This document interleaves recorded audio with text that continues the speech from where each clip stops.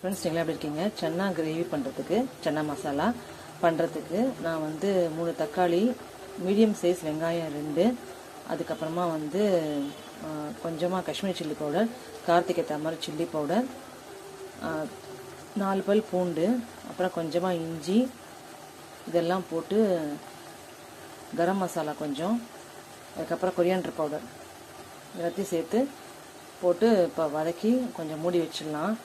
வதக்கட்டும். வதங்கினதுக்கப்புறம் இதை அரைக்க தான் போகிறோம். வானிலை எண்ணெய் விட்டு பட்டை, பிரிஞ்சல், ஏலக்காய், கிராம்பு எல்லாத்தையும் சேர்த்துருங்க. அப்புறம் அந்த ஸ்டார் அனைஸ் எல்லாமே சேர்த்துக்கோங்க. அது வதங்கினோடனே இந்த வேக வைக்க சன்னா போட்டுருங்க. அப்புறம் நம்ம அரைச்ச அந்த மசாலா அதை விட்டுடலாம். இதில் வந்து நான் ஆம்ச்சூர் பவுடர் கொஞ்சம் கலந்துருக்கேன்.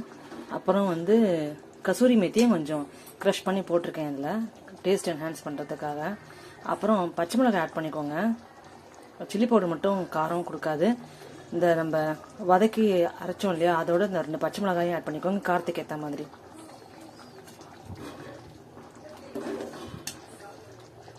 சன்னா மசாலா, சன்னா கிரேவி இப்படி தான் வந்திருக்கு. செஞ்சு பாருங்கள். பிடிச்சிருந்தா லைக் போட்டு சப்ஸ்கிரைப் பண்ணுங்கள் ப்ளீஸ். Bye friends.